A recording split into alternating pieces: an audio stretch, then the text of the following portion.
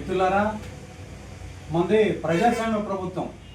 ఎందుకంటే ప్రజల చేత ప్రజల కొరకు ఎన్నుకోబడేటువంటి ప్రభుత్వం అయినప్పటికీ మన దేశంలో భిన్నత్వంలో ఏకత్వం అంటే విభిన్న జాతులు మతాలు నివసించేటువంటి దేశంగా మన దేశాన్ని చెప్పుకుంటారు. అందులో భాగంగానే మన రాజ్యాంగంలో గతంలో బహుజనులు అనిపించినటువంటి అస్పృశ్యతను దృష్టిలో పెట్టుకొని మన డాక్టర్ బిఆర్ అంబేద్కర్ గారు, మన భారత రాజ్యాంగ నిర్మాత గారు ఎన్నో చట్టాలను తీసుకొచ్చారు. ఆ చట్టాలన్నింటినీ కూడా తుంగలో దొక్కేసి దళితుల మీద అనేక దాడులు జరుగుతున్నాయి. ఈ దాడులు జరుగుతున్నాయంటే మనం రాజ్యాంగానికి బద్దులమై నడుచుకోవట్లేదు అనేసి ముఖ్యంగా దాని అర్థము. ముఖ్యంగా ఎన్నో చట్టాలు ఉన్నాయి.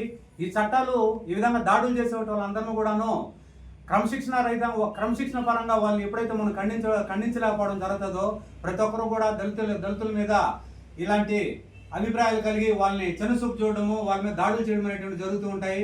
కాబట్టి ఏంటంటే ఈ చట్టం కూడా మన ప్రజాస్వామ్య ప్రభుత్వం అనేటువంటి ఆలోచన విధానాన్ని దృష్టిలో పెట్టుకొని మన భారత రాజ్యాంగంలో దళితులకి ప్రత్యేకమైన హక్కులు చట్టాలు ఉన్నాయనేటువంటి విషయాన్ని కూడా దృష్టిలో పెట్టుకుంటే చాలా మంచిది.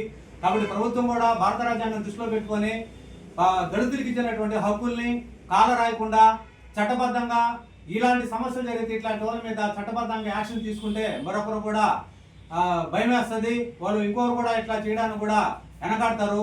కాబట్టి ఈ జేమ్స్ విషయంలో జరిగినటువంటి విషయాన్ని కూడా పూర్తిగా ఆలోచన పరంగా ఏం జరిగిందో దీని మీద ఒక ఇంట్రాగేషన్ చేసి దీనికి ఒక కమిటీని వేసి ఎవరైతే దీనికి కారకులో వాళ్ళందరి మీద చట్టబద్ధంగా యాక్షన్ తీసుకుంటారని చెప్పేసి మేము కేవీపీఎస్ తరఫున కులవివక్షత పోరాట సమితి తరఫున మేము పూర్తిగా దీన్ని ఖండిస్తున్నాము. ముఖ్యంగా సంబంధిత అధికారులు మేము కోరుకుంటున్నాము. కాబట్టి అతని కుటుంబాన్ని న్యాయం చేస్తారని చెప్పేసి మా కేవీపీఎస్ తరఫున కోరుకుంటున్నాం.